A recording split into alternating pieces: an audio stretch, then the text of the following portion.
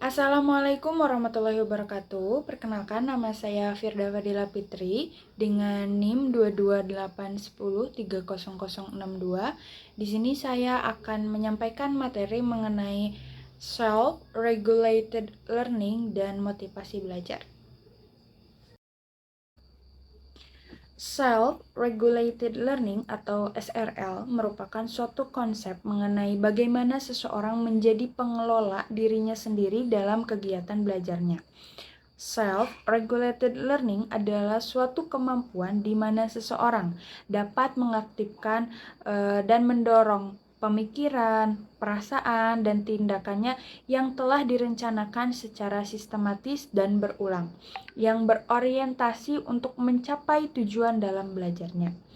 Self-regulated learning atau SRL merujuk pada kemampuan individu untuk mengatur dan mengendalikan proses belajar mereka sendiri. Yang kedua yaitu mengenai motivasi belajar. Motivasi belajar adalah dorongan atau alasan yang mendorong seseorang untuk belajar dan meningkatkan pengetahuan serta keterampilan mereka. Ini bisa berasal dari minat pribadi, keinginan untuk mencapai tujuan tertentu, atau dorongan dalam dirinya sendiri. Atau juga bisa pengaruh dari faktor eksternal seperti penghargaan atau dari tekanan sosial. Yang kedua yaitu aspek-aspek SRL. Yang pertama yaitu metakognisi. Metakognisi adalah kemampuan individu dalam merencanakan atau mengatur, memonitor dirinya dalam melakukan evaluasi pembelajarannya. Yang kedua yaitu motivasi. Motivasi merupakan pendorong yang ada pada individu dalam mengorganisir aktivitas belajarnya.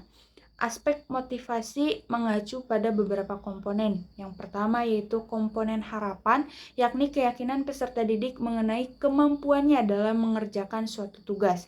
Yang kedua yaitu komponen nilai, meliputi tujuan dan keyakinan mengenai pentingnya minat terhadap suatu tugas. Yang ketiga yaitu komponen afeksi, yakni reaksi emosional terhadap suatu tugas. Yang ketiga yaitu perilaku. Perilaku merupakan upaya individu untuk mengatur diri, menyeleksi, dan memanfaatkan lingkungan maupun menciptakan lingkungan yang mendukung aktivitas belajarnya. Selanjutnya yaitu faktor-faktor SRL.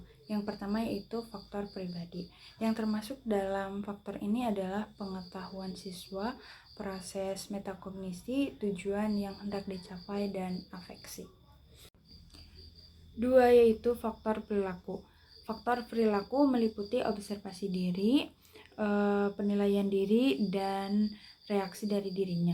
Yang ketiga yaitu faktor lingkungan. Faktor lingkungan meliputi dukungan sosial dari lingkungan sekitarnya. Lingkungan berpengaruh terhadap kegiatan belajar seseorang. Lingkungan belajar yang kondusif akan membuat peserta didik yang melaksanakan self-regulated learning akan menjadi berhasil, dan begitupun sebaliknya. Pada lingkungan yang kurang kondusif akan membuat konsentrasinya itu menurun untuk mengerjakan tugas-tugasnya. Oke, selanjutnya yaitu macam-macam motivasi belajar. Yang pertama yaitu motivasi intrinsik. Motivasi intrinsik adalah motif-motif yang menjadi aktif atau berfungsi, tidak perlu dirangsang dari luar karena sudah ada dalam dirinya. Contohnya yaitu ketika seseorang senang membaca, maka tidak perlu lagi ada yang menyuruh untuk dia rajin membaca buku dan mencari buku untuk dibacanya gitu, untuk menjadi bahan bacaannya. Yang kedua yaitu motivasi ekstrinsik. Motivasi ekstrinsik adalah motif-motif yang aktif dan berfungsi karena adanya rangsangan dari luar. Bisa dipengaruhi oleh pujian, hinaan, ataupun hadiah mungkin. Contohnya belajar karena besok pagi itu ada ujian agar mendapatkan hadiah dari orang tua atau ingin adanya pujian. Seperti itu. Lalu selanjutnya yaitu kesimpulan. Self-regulated learning dan motivasi belajar merupakan dua konsep yang saling berkaitan dan berperan penting dalam pencapaian keberhasilan belajar. Self-regulated learning membantu siswa mengembangkan keterampilan yang diperlukan untuk mengendalikan proses belajar mereka sendiri, yang disesuaikan dengan minat, bakat, serta kemampuan individu tersebut. Sementara motivasi belajar menjadi dorongan utama yang mendorong siswa untuk aktif terlibat dalam pembelajaran. Mungkin sekian dari pemaparan materi saya. Mohon maaf atas segala kekurangannya. Wassalamualaikum warahmatullahi wabarakatuh.